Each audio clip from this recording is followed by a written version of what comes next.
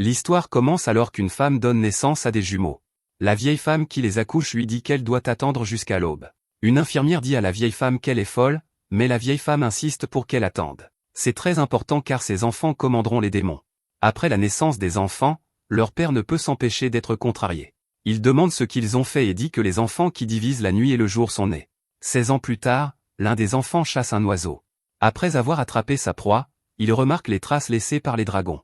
Yuru rentre chez lui, où il est accueilli par son ami Danji. Danji souhaite que Yuru l'ait invité à chasser, et lui rappelle que personne ne sera là pour l'aider s'il lui arrive quelque chose. Yuru lui dit de ne pas s'inquiéter car les gardiens gauche et droit qui veillent sur le village le protégeront. Yuru est très connu dans le village, et il dit bonjour en passant. La mère de Danji crie après Danji pour ne pas avoir aidé, et elle dit qu'il devrait être plus diligent comme son ami Yuru. Yuru se demande comment va sa sœur Asa, et grand-mère Yama a dit qu'elle travaille dur à nouveau. Yuru va voir Asa, qui est étrangement derrière des barreaux, et elle salue son frère Yuru. Elle est ravie d'apprendre qu'il a attrapé un faisan, mais Yuru souhaite avoir attrapé une meilleure proie. Il s'inquiète pour les récoltes car l'année a été sèche, et il veut chasser de plus gros animaux. Si les choses continuent ainsi, ils n'auront pas assez de nourriture pour l'hiver. Asa craint qu'ils doivent partir trouver du travail comme les autres adultes, mais Yuru lui assure que cela n'arrivera pas. C'est pourquoi il travaille dur pour améliorer ses compétences de chasseur. S'il accomplit le devoir de chasser de la viande de valeur, il n'aura pas à descendre travailler. Asa l'espère, car elle ne veut pas qu'ils partent de la même manière que leurs parents. Yuru lui dit de ne pas s'inquiéter, et il promet de rester dans ce village tant qu'elle sera là. Rien ne lui fera jamais changer d'avis, et il la protégera pour toujours. Yuru est appelé et on lui dit qu'une personne nommée Dora est arrivée. Dora a apporté des tonnes de marchandises de la part des gens qui ont quitté le village pour travailler. Les temps sont durs, et une maladie sévit. À cause de cela, Dora dit que juste pour aujourd'hui, il achète des herbes médicinales à un prix élevé. Les villageois adorent tout ce gars, et il conclut des marchés pour acheter des choses. Yuru arrive et dit qu'il ne veut rien de Dora. Dora en sait plus long, cependant, car quand il dit qu'il ne veut rien, Dora sait qu'il cherche quelque chose gratuitement. Dora est un gars sympa, alors il donne un cadeau à Yuru. Après le départ de Dora, Danji dit qu'il aimerait pouvoir quitter le village aussi. Yuru se demande si c'est vraiment une bonne idée, et il demande si le monde extérieur est vraiment si agréable. Danji fait remarquer que les gens qui partent travailler ne reviennent jamais. Cela lui prouve que le monde d'en bas doit être un endroit vraiment agréable. Yuru n'est pas d'accord et dit qu'il pourrait rester dans ce village pour le reste de sa vie. Danji dit qu'il pourrait partir et emmener Asa avec eux. Yuru refuse et dit que Danji serait une mauvaise influence pour sa sœur. Il rappelle à Danji qu'Asa a un travail très important à faire. Danji fait remarquer qu'il n'a même jamais vu Asa auparavant, et Yuru lui rappelle que seules certaines personnes du village sont autorisées à la voir. Les deux plaisantent un moment, mais ils deviennent silencieux lorsqu'ils entendent un bruit étrange. Yuru détermine que cela doit être les dragons, et il pointe le ciel. C'est la traînée parfaite de gaz de dragon, et cela explique tout. Danji fait remarquer que ce n'est pas le bruit habituel qu'ils entendent, et cette fois c'est différent. C'est vraiment fort, et il se demande si cela signifie que c'est à proximité. Danji est terrifié car aucun d'eux n'a vu de dragon auparavant. Juste à ce moment, une main mystérieuse fait quelque chose, et elle expose le village. Le sol tremble, et même Dora peut le sentir depuis l'endroit où il se trouve. Yuru et Danji sont alors choqués lorsqu'ils voient que la chose dans le ciel est beaucoup plus proche. Des choses plus étranges apparaissent au-dessus du village, et tout le monde panique. Ils n'ont jamais vu ces choses auparavant, et ils sont terrifiés. Dans la forêt, un groupe de soldats élimine certains villageois. Dora regarde le ciel, et il finit par être touché par une balle. Certains villageois cherchent des réponses auprès de Yamaha, et elle dit que ce n'est pas bon. La barrière autour du village a été brisée, et ils sont tous en danger. Elle ne sait pas comment c'est arrivé, mais les attaquants sont très probablement là pour Yuru. Ils doivent le cacher quoi qu'il arrive, alors elle dit aux autres de la mener. Yuru arrive à l'entrée du village, et Danji est horrifié de voir que tant de personnes ont perdu la vie. Yuru dit à Danji de rester près de lui, et il se précipite chez eux. Ils croisent des personnes étranges qui disent avoir trouvé leur cible en voyant Yuru. Yuru parvient à les éliminer, et Danji se demande ce qui vient de leur voler dessus. Yuru ne sait pas non plus, mais il peut dire que c'est mortel. Il continue de courir, et Danji fait remarquer que les dragons sont près de la zone extérieure. Ils sont terrifiants, et Yuru se demande si ce sont vraiment des dragons. Danji veut trouver sa mère, et il suppose que Yuru va aller voir Asa. Yuru commence à faire quelque chose, cependant, et il dit à Danji d'aider. Il découvre un passage secret, et Yuru explique que c'est un raccourci. Ils entrent dans le tunnel, et Yuru espère juste que sa sœur va bien. Dans le village, une étrange fille est déposée, et elle dit poliment bonjour à tout le monde. Les villageois sont pris au dépourvu, et ils ne savent pas quoi faire. La mystérieuse fille dit simplement le mot engloutir, et l'un des villageois est coupé en deux. C'est absolument terrifiant, et la fille utilise sa mystérieuse capacité à engloutir sur les autres villageois. Avec le moindre mouvement de sa main, elle les tranche en morceaux. C'est une vision terrifiante, et une jeune fille reste à pleurer sa mère. La mystérieuse fille dit qu'elle ne fait pas de mal aux enfants, et elle prend un moment pour éliminer un autre villageois. Le nom de la fille est Gabi, et elle signale que les zones extérieures et intermédiaires sont sécurisées. Elle a fait son travail, donc ils peuvent maintenant envoyer les forces au sol. Gabi est surprise, cependant, quand les forces au sol ne répondent pas. Dans la forêt, on voit que c'est parce que Dora a anéanti les soldats qui ont essayé de l'attaquer. Dora se demande avec désinvolture ce qu'il va faire de la situation, et il sort un téléphone portable. La barrière a été brisée, alors il appelle quelqu'un nommé Anna. Il explique ce qui se passe, et il lui dit qu'ils devront changer le point de rendez-vous. Dora en sait plus qu'il n'y paraît lorsqu'il dit qu'il pense qu'Asa est là. Ailleurs, une femme traîne Yamaha jusqu'à l'endroit où se trouve Asa. Elle voit Asa dans une cage, et elle réalise ce qui se passait. Elle trouve cela dégoûtant, et elle lève son bras vers Asa. Asa est horrifiée, et la femme utilise son pouvoir mystérieux. Elle brise toute la cellule, et elle met fin à la vie d'Asa. Yuru arrive au pire moment, et il est horrifié de voir ce qui est arrivé à sa sœur. Il appelle Asa, mais c'est la femme qui répond. Elle dit bonjour à son frère et déclare qu'elle est venue le chercher. Ce n'est pas tout, car elle révèle qu'elle est également là pour éliminer tous les autres. Yuru ne peut pas comprendre ce qu'elle dit, et il dit qu'elle n'est pas sa sœur. Il tente de venger sa vraie sœur, et la fille le contre. À l'extérieur, Dora détermine que les attaquants se déguisent en hélicoptère de secours en montagne. Dora passe à l'action et affronte plusieurs soldats. Il dit qu'il doit faire attention car il ne peut pas les laisser le suivre d'en haut pendant qu'il s'échappe. Il croise Gabi et la complimente pour ses dents terrifiantes. Gabi est impressionné car il est capable de les voir d'une manière ou d'une autre. L'étrange créature attaque Dora, mais il s'avère difficile à vaincre. Gabi se demande s'il est celui qui a éliminé les troupes au sol, mais Dora n'est pas d'humeur à répondre aux questions. Il utilise un mouvement habile pour lancer une grenade, et il prend Gabi au dépourvu. De retour avec Yuru, la femme s'excuse car elle voulait seulement briser sa flèche. Juste à ce moment, le cadeau que Yuru a apporté tombe de sa poche. Il roule vers Asa, et quelque chose d'étrange arrive à son sang. Il prend la forme d'une personne, et il attrape la femme. Yamaha profite de cette occasion pour dire à Dora de prendre Yuru et de courir. Dora sort de nulle part, et il fait exactement cela. Yamaha sait qu'elle ne tiendra pas longtemps, alors elle dit à Dora de se cacher dans le monde d'en bas. Elle dit qu'il ne doit pas les laisser trouver Yuru, et Dora dit qu'il ne le fera pas d'Angie et de sa mère, et il voit Yuru être emmené. Lorsqu'ils sortent du tunnel, Dora explique qu'ils vont descendre la montagne. Il est surpris de voir que Yuru a vraiment du mal à comprendre ce qui se passe. Dora essaie de le sortir de cet état, mais il est trop tard. Ils ont été trouvés, et ils ont manqué leur chance de s'enfuir. Des tireurs d'élite leur tirent dessus, et si le monstre les trouve, ils seront en très gros problème. Yuru, cependant, n'arrive toujours pas à accepter le fait qu'Asa a disparu. Il lutte tellement contre cela qu'il essaie de se convaincre qu'il l'a vu bouger un peu avant qu'il ne parte. Yuru se sent terrible car il a aussi laissé grand-mère derrière lui. Il se demande qui était cette femme car elle a dit qu'elle mettrait fin à la vie de tout le monde même s'il n'avait rien fait. Dora n'a pas le temps d'expliquer, alors il montre à Yuru un pendentif des créatures gauche et droite qui gardent le village. Il dit à Yuru d'utiliser la gauche et la droite, mais Yuru n'a aucune idée de ce qu'il veut dire. Dora explique qu'il y a un espace entre les statues gauche et droite, et il veut que Yuru place le pendentif là. Yuru ne comprend toujours pas, alors Dora lui dit de considérer cela comme un cadeau. Notre héros se précipite pour le faire, mais il voit que le trou est obstrué par des détritus. Il essaie de dégager le trou, mais il est trouvé par les tireurs d'élite. Ils ont pour ordre d'attraper Yuru tandis que tous les autres doivent être éliminés. Alors qu'ils lui tirent dessus, Yuru parvient à mettre le pendentif en place. Juste à ce moment, Dora frappe le visage de Yuru contre le sol, lui faisant saigner abondamment. Yuru est furieux, mais on voit que son sang a atterri sur le pendentif. Avant que les tireurs d'élite ne puissent tirer le coup suivant, les statues gauche et droite commencent à briller. Les tireurs d'élite sont aveuglés par une lumière vive, et leur véhicule est attaqué. Yuru est choqué de voir que d'étranges êtres sont apparus, et il repousse l'ennemi. Les créatures sont incroyablement puissantes, et elles abattent les véhicules ennemis. Yuru et Dora s'enfuient, et Gabi est furieuse. Ces hélicoptères étaient son moyen de rentrer chez elle, et descendre la montagne à pied va être un vrai problème. Gabi pense alors à comment quelque chose semble être apparu. Elle se demande à qui sont ces démons, et elle espère qu'ils sont faibles. À proximité, Yuru et Dora se remettent du crash. Une voix rauque appelle gauche et lui dit que leur nouveau maître semble être un enfant. C'est un soulagement pour lui car cela signifie qu'il sera facile à contrôler. Droite n'est pas d'accord et dit à gauche que son âge n'a pas d'importance. Quoi qu'il arrive, ils doivent obéir à leur maître. Yuru n'a aucune idée de qui sont ces personnes, mais Dora comprend complètement, et il commence à énumérer les noms par lesquels on les appelle, fantômes, esprits, monstres, aberrations et pères. Il n'y a pas un seul nom pour eux puisque tout le monde les appelle différemment. Yuru est complètement sans mots alors que Dora révèle que ce sont les démons de Yuru. Un regard dans le passé montre le moment où le père de Yuru lui a montré le passage secret. Selon lui, le seigneur de ces terres avait fait construire le passage à l'époque où le village était un château. Très peu de gens sont au courant, alors le père de Yuru lui a dit de n'en parler à personne. Son dernier message pour Yuru est qu'il se souvienne que la gauche et la droite veillent toujours sur lui.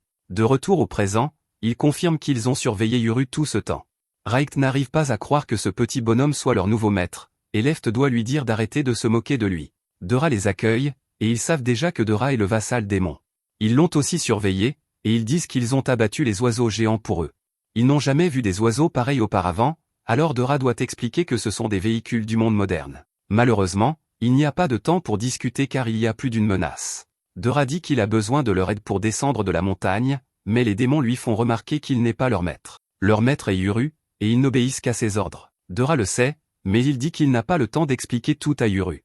Juste à ce moment, leur temps est complètement écoulé car Gabi les trouve. Elle se demande à qui appartiennent les démons, et elle suppose qu'ils appartiennent à Dora. Yuru se demande ce qu'est ce monstre avec beaucoup de dents, mais cela ne fait que contrarier Gabi. Elle lui dit de ne pas sous-estimer la robustesse de son démon et de ne pas l'appeler un monstre. Gabi réalise que ce jeune homme doit être Yuru, ce qui signifie qu'il est le frère d'Aza. Entendre le nom d'Aza rend Yuru furieux alors qu'il repense à toutes les horreurs infligées à son village. Gabi veut que Yuru vienne avec elle, mais il est très en colère maintenant. Il exige de savoir si elle a participé à l'attaque, et elle confirme que oui. Raikht dit à Yuru de simplement leur donner le mot, et ils feront tout ce qu'il ordonnera. Yuru n'a jamais été aussi en colère, et il dit qu'il ne leur ordonnera rien. Ce sont les divinités protectrices du village, donc il n'oserait pas leur donner d'ordre. Cependant, il dit qu'il a 2 requêtes. Premièrement, il leur dit de trouver des survivants et de les emmener dans un endroit sûr. Il dit que Gabi est sa cible, donc sa deuxième requête est que personne d'autre ne la touche. À part ça, Yuru déclare qu'ils peuvent faire ce qu'ils veulent. Raikht ne pourrait pas être plus heureux d'entendre cela parce que leur nouveau maître est non-interventionniste. De retour au village, la femme jette Yamaha de côté. Elle dit qu'ils ne lui pardonneront jamais, et qu'elle paiera pour ce qu'elle a fait. En sortant, elle croise Danji, et il protège sa mère. De retour avec notre héros, Raikht dit qu'il comprend sa mission. Il ne peut pas toucher à Gabi, alors il se contente de passer à côté d'elle. Il dit qu'il va chercher les survivants, mais il prévient Gabi que son autre moitié est très impulsive. Il s'avère qu'il a raison alors que Left envoie le démon de Gabi valser à travers le champ. Elle dit qu'elle suit simplement les ordres en ne touchant pas à Gabi et en faisant ce qu'elle veut. Yuru est le suivant à se battre alors qu'il frappe Gabi avec l'une de ses flèches. Il en prépare une autre, mais Gabi fait emmener son démon en sécurité. Yuru la poursuit, et Dora la suit après avoir d'abord récupéré le pendentif. De retour au village, Raikht traverse le massacre et essaie de demander aux gens s'ils vont bien. Il voit qu'une fille est encore vivante, mais elle ne peut pas le voir. Raikht se rend visible et dit à la fille de ne pas s'inquiéter car il n'est pas un monstre. Il dit qu'il l'emmènera quelque part en sécurité, mais la fille s'évanouit de peur. Raikht l'emmène quelque part, et nous voyons qu'il a trouvé d'autres survivants. Il dit qu'il a été offensé parce qu'ils se sont tous évanouis après l'avoir vu. Raikht a remarqué que les agresseurs n'ont fait preuve d'aucune pitié envers les adultes, mais ils n'ont pas blessé les enfants. Juste alors, un autre survivant apparaît, mais il s'avère que c'est la femme. Elle l'attaque immédiatement, mais Raikht n'est pas quelqu'un avec qui on plaisante. D'un seul rugissement, Raikht libère une attaque incroyablement puissante. La fille parvient tout juste à la bloquer, et il lui dit qu'elle a un pouvoir assez dangereux. Il dit qu'il lui donnera un combat si c'est ce qu'elle veut, mais il est occupé à exécuter les ordres de son maître pour le moment. Elle s'enfuit simplement, et Raikht remarque quelque chose à propos de son odeur. À proximité, nous voyons que Gabi a été contrainte de se cacher derrière une porte qu'elle a fermée. Elle est absolument terrifiée alors que Left essaie avec colère d'entrer par effraction. Left est un monstre absolu alors qu'elle utilise toute sa force pour ouvrir de force la bouche du monstre. Gabi fait de son mieux pour la maintenir fermée, mais ça ne sert à rien. Left est trop puissante, et elle la force à s'ouvrir. Yuru profite de ce moment pour toucher Gabi avec une autre flèche, mais l'autre fille arrive enfin. Elle utilise son pouvoir et ferme définitivement la porte. Gabi l'appelle Aza, mais ils sont surpris quand Yuru les rejoint. Il exige de savoir qui elle est, alors elle répète qu'elle est sa sœur, Aza. Yuru refuse de la croire, et il fait remarquer qu'elle est trop grande pour être sa sœur. Aza explique que le monde d'en bas a un meilleur accès à la nutrition, et c'est pourquoi elle est plus grande. Yuru fait ensuite remarquer que sa sœur ne regarde pas comme elle le fait, alors Aza explique qu'elle a beaucoup traversé. Raikht rejoint le groupe et dit que le sang de la fille aux cheveux noirs sent exactement comme celui de Yuru. Son nez n'a jamais tort, et il est sûr qu'ils sont frères et sœurs. Yuru a du mal à l'accepter, alors il se demande qui est cette fille qu'il croyait être sa sœur. Aza explique simplement que c'est une imposture. Il y a 10 ans, leurs parents ont pris la vraie Aza et ont fui le village. Yamaha et les autres craignaient que Yuru veuille aussi partir. C'est pourquoi ils ont créé une imposture pour le retenir ici pour toujours. Yuru est un grand frère gentil et attentionné, alors il savait qu'il ne partirait pas tant qu'Asa serait encore au village. Elle dit que l'Asa qu'il connaît est une fausse, et Yuru est choqué. Dora intervient et demande à Asa de reculer. Yuru est furieux parce qu'il veut régler leur combat. Dora doit lui rappeler que les agresseurs le recherchent. Ils ne savent pas de quoi cet Asa est capable, et le village pourrait subir plus de dégâts s'il continue à se battre. Il y a encore des survivants, alors Yuru accepte de reculer. En retour, il veut qu'ils promettent de ne plus faire de mal aux autres villageois. Il ne les attaquera plus tant qu'ils se retireront. Asa accepte ces conditions, alors ils se séparent. Gabi dit qu'il devrait les poursuivre, mais Asa fait remarquer qu'elle est vraiment blessée. Leur principale préoccupation était Yuru, et il semble être en sécurité maintenant. Asa peut enfin se détendre un peu, et elle se met à pleurer. Son visage est couvert de larmes alors qu'elle a enfin pu confirmer que son frère est toujours vivant. La barrière autour du village revient, alors Gabi dit qu'elle devrait descendre de la montagne. Yamaha est celui qui restaure la barrière, et nous voyons que l'autre Asa est là. Quelque part au pied de la montagne, des gens modernes se demandent pourquoi il y avait des hélicoptères dans les parages. Beaucoup de gens disparaissent par ici, alors ils se demandent s'il y avait une sorte de recherche. Ils plaisantent parce qu'il y a une histoire effrayante sur un village perdu, il y a un village là où il ne devrait pas y en avoir, et des randonneurs errent parfois dans un autre monde. Juste à ce moment, ils sentent une forte rafale de vent, et nous voyons que ce sont nos héros. Ils descendent de la montagne et remarquent qu'ils ne voient plus le village. Cela signifie que la barrière a dû se rétablir, alors Yuru se demande s'il ne pourra jamais y retourner. Dora explique qu'il le peut s'il le veut vraiment, mais cela pourrait être dangereux, quelqu'un qui savait où le trouver a brisé la barrière assez facilement. Ils en voulaient à Yuru, donc ça ne sert à rien de le cacher là-bas.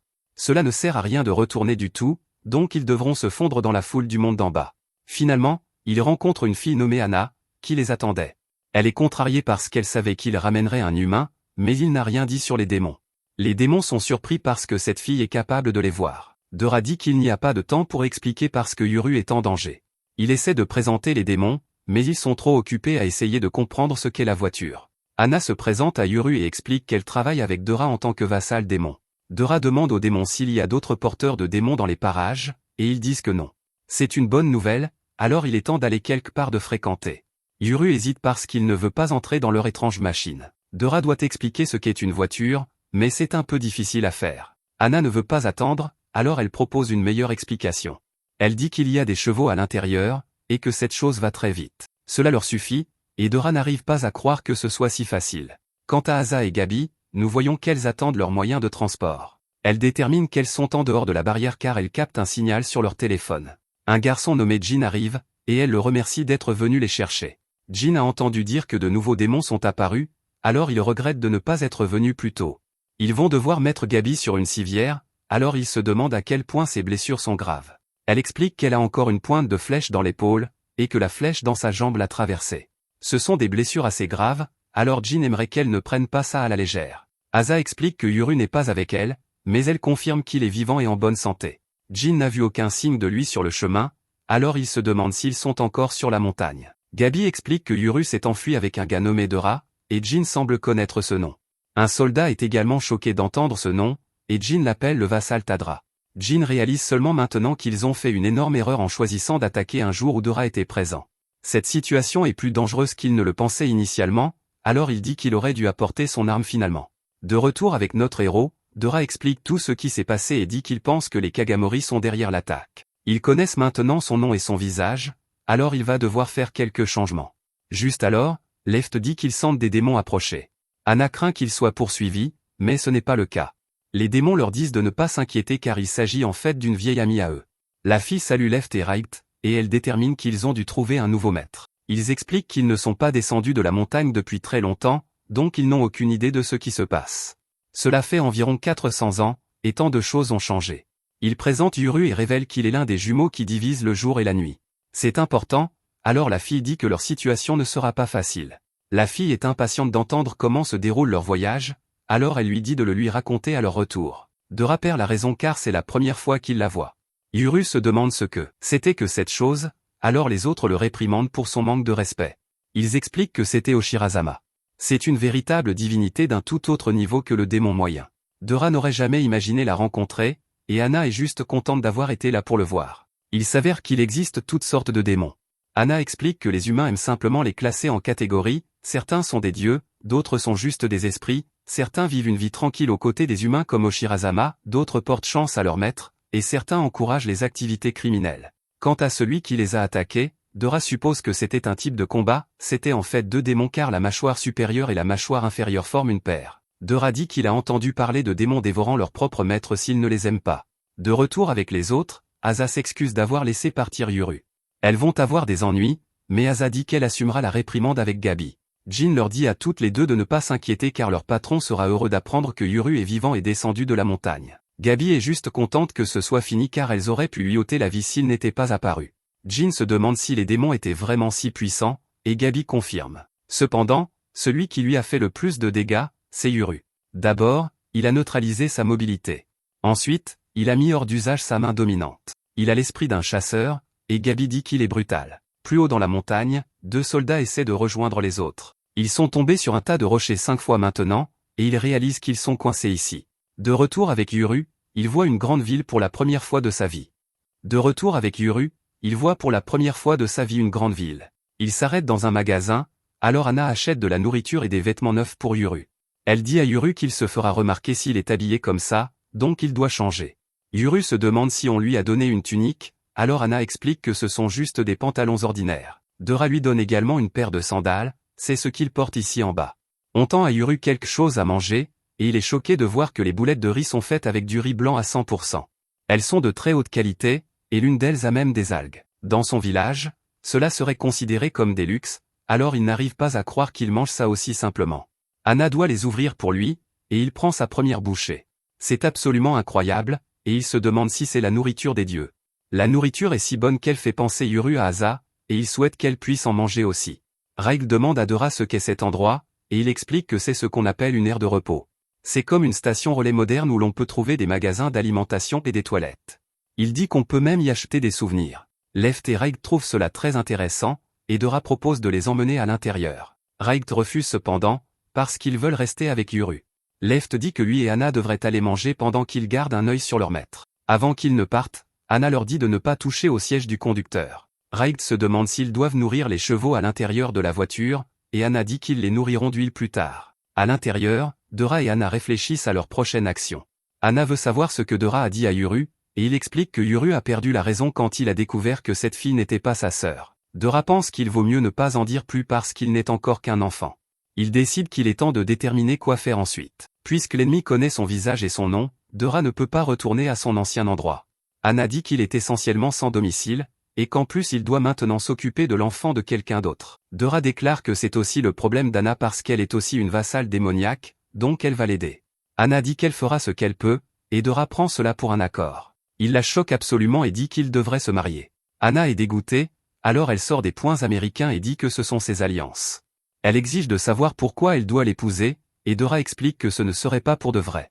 Tout d'abord, ils doivent se fondre dans la société pour protéger Yuru, et être mariés leur donnerait l'apparence d'une famille. De plus, les rumeurs sur les étrangers se répandent rapidement dans le pays, donc ils doivent aller dans une grande ville. Dora est sûr qu'il ne peut pas le faire seul, mais Anna fait remarquer qu'il pourrait juste être colocataire. Dora explique qu'il est plus facile de louer une maison en tant que famille parce que les gens font plus confiance aux familles. Anna propose une contre-proposition et dit qu'elle pourrait être la grande sœur de Yuru pendant que Dora est leur père célibataire. Dora s'imagine en père dont la femme l'a quitté, et il commence même à entendre les commérages à son sujet.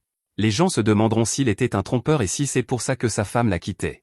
Ou peut-être sera-t-il vu comme un père héroïque élevant ses enfants seul après le décès de sa femme. Finalement, Dora conclut que cela attirerait trop l'attention dans un cas comme dans l'autre. Il dit que la meilleure couverture est que Yuru était son enfant et qu'il s'est remarié avec une femme plus jeune. Dora la remercie pour sa coopération, et il passe en revue les détails. Anna n'a jamais accepté rien de tout cela, et elle le fait parfaitement comprendre. Elle dit qu'elle a déjà décidé qu'elle allait épouser Jason Statham. Dehors, Left et Raig sont toujours émerveillés par la voiture, et ils se demandent où les chevaux sont gardés à l'intérieur d'une si petite boîte. Yuru s'excuse d'avoir serré toute la nourriture contre lui, et il demande s'ils ont faim.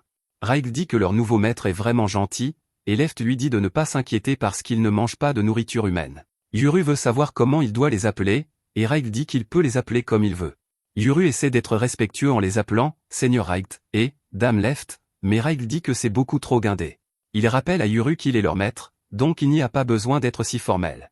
Yuru abandonne les formalités et les appelle simplement Raig et Left. Cela réglé, Yuru va droit au but et leur demande de tout lui dire ce qu'ils savent sur lui et sa sœur. Raig explique qu'ils sont restés à l'entrée du village pendant 400 ans. Ils n'ont vu que les gens qui allaient et venaient, donc ils ne savent pas grand-chose de ce qui s'est passé à l'intérieur. À un moment donné, ils ont entendu dire que des jumeaux étaient nés, et finalement ils ont commencé à voir Yuru. Son père l'emmenait souvent à la chasse quand il était petit, et Yuru se souvient que ses premiers souvenirs sont de son père lui apprenant à chasser. Left dit qu'ils n'ont presque jamais vu l'autre jumeau, alors il suppose qu'elle est morte d'une maladie juste après sa naissance. Cependant, il y a environ 10 ans, ils ont vu ses parents fuir le village avec une petite fille dont le sang sentait exactement comme celui de Yuru. Yuru rassemble tout et réalise que cette petite fille a grandi et a attaqué le village. Il a toujours pensé que ses parents les avaient laissés tous les deux derrière, mais il s'avère qu'ils n'ont laissé que lui. Yuru se tait, frappé durement par cette réalisation. Cependant, il réalise aussi que la fille qui se fait appeler la vraie Asa sait peut-être où sont leurs parents. Juste à ce moment, Dora et Anna reviennent, et Anna annonce qu'ils seront les tuteurs de Yuru à l'avenir. Yuru ne comprend pas, alors Anna lui dit simplement qu'ils seront responsables s'il a des ennuis. Dora lui rappelle qu'ils vont rouler pendant un moment, alors il lui demande s'il a besoin d'aller aux toilettes. Yuru dit qu'il y est déjà allé près de buissons, et Anna est horrifiée. Elle doit aussi lui dire de ne pas s'asseoir sur le toit de la voiture parce qu'il attirera l'attention. Yuru fait remarquer que Raigt et Left sont là-haut, mais Anna explique que les humains normaux ne peuvent pas voir les démons. Raigt dit que les manieurs de démons comme Yuru peuvent les voir, et Left ajoute que les démons peuvent aussi se rendre visibles à certains humains. De plus, pour une raison ou une autre, certaines personnes ont naturellement la capacité de les voir. Yuru demande alors à propos du clan Kagamore qui les a attaqués et s'ils sont des manieurs de démons. Dora confirme qu'ils en ont quelques-uns, et Yuru veut en savoir plus sur eux. Dora explique que c'est un clan branche qui a quitté le village de Hagashi à cause de différentes opinions. Après leur départ, ils se sont établis dans le monde d'en bas. Il y a un réseau de personnes qui ont quitté le village pour le monde d'en bas, et elles partagent des informations. Ils ont entendu des rumeurs depuis un moment que l'un des jumeaux était avec les Kagamore, et cela s'est avéré vrai. Ailleurs, nous voyons qu'une femme fuit quelque chose avec frénésie. Elle essaie désespérément de fermer la porte de l'ascenseur. Mais il est trop tard. Un homme à l'allure étrange l'ouvre et entre à l'intérieur. Il dit à la fille qu'il doit se rapprocher pour mettre fin à sa vie, et elle essaie de le tenir à distance. Elle tremble de peur en lui disant de rester loin, et elle l'avertit de ne pas entrer sur son territoire. Malheureusement pour lui, il s'approche trop près, et la fille se transforme en quelque chose de terrifiant. Le nom de la fille est Tao, et Jin l'appelle pour lui expliquer qu'il vient de s'occuper de son harceleur. Il s'avère que Jin a utilisé son pouvoir pour créer un clone et a trompé le harceleur. Ao n'a plus rien à craindre maintenant parce que Jin a fait promettre au harceleur de ne plus jamais s'approcher d'elle. Il dit qu'elle peut retourner au travail, et nous voyons que Jin a en fait mis fin à la vie du harceleur. Au rez-de-chaussée du bâtiment, une pauvre fille essaie d'entrer dans l'ascenseur. Elle est figée de terreur quand le démon de Jin sort. Jin réalise que cette fille est capable de voir les démons, alors il lui dit doucement de n'en parler à personne. De retour dans la voiture, Dora explique que lui et Anna n'ont pas eux-mêmes reçu beaucoup d'informations. Leurs familles sont ici en bas depuis des générations, et ils ont simplement hérité de ce travail. Les seules instructions de grand-mère Yama étaient de s'assurer qu'aucun étranger ne trouve l'emplacement du village et que les jumeaux ne tombent pas entre de mauvaises mains. Quant à Dora, il se procure des biens et transmet des informations pendant qu'Anna s'occupe de divers travaux d'en bas. Anna elle-même n'est jamais allée au village. Dora dit qu'en tant que Tedara, il doit respecter les règles du clan, et il révèle que son vrai nom est Tedara Ryu. Yuru fait remarquer que grand-mère semblait vraiment contrariée qu'ils essaient de l'emmener, alors il se demande ce qu'il est exactement, lui et sa sœur. Raigt explique que lorsqu'un garçon et une fille jumeaux naissent dans un village à l'est, un jour où la nuit et le jour sont égaux, le monde sera déchiré. La dernière fois que cela s'est produit, c'était il y a 400 ans, et cela a conduit à une guerre majeure qui a divisé la nation en deux. Les manieurs de démons étaient impliqués en coulisses dans ces conflits. Yuru se demande s'ils sont des enfants maudits qui vont plonger le monde dans le chaos, mais Raigt le corrige. Ce sont en réalité les gens qui veulent utiliser leur pouvoir qui déclenchent les combats. Yuru dit qu'il n'a aucun pouvoir spécial, mais Raigt dit pas encore. Left explique qu'il a la capacité d'acquérir du pouvoir, et Dora dit qu'Asa a probablement déjà acquis le sien. Raigt confirme que ce qu'ils ont vu d'Asa s'appelle « rupture ». C'est le pouvoir de défaire de force n'importe quoi, et cela peut facilement forcer l'ouverture de barrières ou de toute autre chose. Left explique que son pouvoir jumeau s'appelle « So », qui est le pouvoir de fermer de force n'importe quoi. Anna se demande ce qui se passerait si Rupture et So entraient en collision, et Dora dit que ce serait un paradoxe. Autant que Left et Raigt le sachent, personne n'a jamais acquis les deux pouvoirs à la fois, donc personne ne sait ce qui pourrait réellement arriver. Anna se demande si les rumeurs sur ces jumeaux semant le chaos ont simplement pris leur propre vie, et si les villageois sont manipulés par cette idée. Yuru réfléchit à tout, et il se souvient qu'il y avait une barrière autour du village. Yuru a alors demandé à Dora comment il pouvait aller et venir du village étant donné qu'il y avait une barrière autour. Dora explique que son clan connaît un itinéraire spécifique pour passer. Cela implique un ensemble très particulier de mouvements et de directions, et c'est vraiment pénible à suivre. Les instructions incluent de contourner des rochers plusieurs fois et de faire des virages à 90 degrés à certains endroits. Il révèle ensuite que la mère de Yuru vient en fait du monde d'en bas. Elle est tombée par hasard sur l'itinéraire menant au village alors qu'elle était perdue.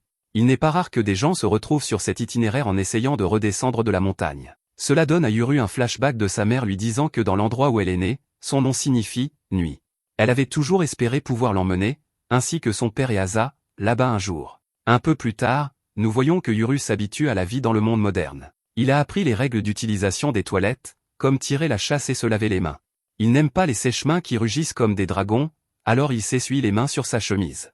Yuru est très fier de lui alors qu'il déclare qu'il a maîtrisé ses règles. Alors qu'il marche avec ses démons, il remarque que c'est incroyable qu'il n'ait pas puisé l'eau d'un puits. Raigt est également perplexe car il ne comprend pas comment appuyer sur un bouton fait apparaître la lumière. Left, en revanche, est émerveillé par toutes les lumières de la ville la nuit. Ils sont également stupéfaits par toutes les énormes châteaux de pierre autour, et ils se demandent combien de seigneurs y vivent. Yuru doit expliquer que ce ne sont pas des châteaux, ce sont des maisons, et des dizaines de personnes vivent dans chacune. Il leur dit ensuite que ce n'est même pas la capitale. Selon Dora, à Tokyo, il y a 10 millions d'habitants. Yuru essaie de se rappeler le nom de cet endroit, et il arrive à Gama. Raigt fait remarquer qu'il sera facile de se cacher avec autant de gens autour, et Yuru est d'accord que le meilleur endroit pour cacher un arbre est la forêt. Left dit que quelque part parmi ces gens, Yuru va trouver sa sœur. Yuru le sait, et il pense en lui-même à son plan pour la suite. Il pense que Dora et Anna sont probablement de bonnes personnes, mais il ne peut pas leur faire entièrement confiance parce qu'ils sont liés à la tromperie concernant sa sœur. Il ne peut pas non plus faire entièrement confiance à la femme qui se fait appeler Asa. Quitter le village avec un enfant n'est pas une petite décision, alors Yuru est déterminé à découvrir pourquoi ses parents sont partis. Son plan est de capturer Asa et de la forcer à l'emmener chez ses parents. Il demande à Left et Raigt de l'aider, et ils sont heureux de le faire. Left dit que c'est comme être perdu dans un nouveau monde étrange, et Raigt dit que c'est excitant parce qu'ils n'ont pas pu faire ce genre de choses depuis 400 ans. Raigt est trop excité, alors Left le gronde d'en faire trop alors que leur maître est si sérieux. Raigt demande à Left ce qu'elle pense de la situation, et elle se fait parfaitement comprendre. Elle déclare qu'elle n'aime pas être chassée parce que c'est dans sa nature de faire la chasse. Juste à ce moment, Dora raccroche le téléphone et dit à tout le monde qu'Anna a trouvé un endroit où vivre, donc ils n'ont plus à dormir dans la voiture. Yuru demande à propos de l'appareil que Dora n'arrête pas d'utiliser, et Dora explique que c'est un téléphone. C'est un peu comme envoyer des messages avec des signaux de fumée, mais avec des lettres ou votre voix. Ils acceptent cette explication immédiatement, et Dora n'en revient pas qu'ils acceptent tout aussi facilement. Merci d'avoir regardé mon récapitulatif.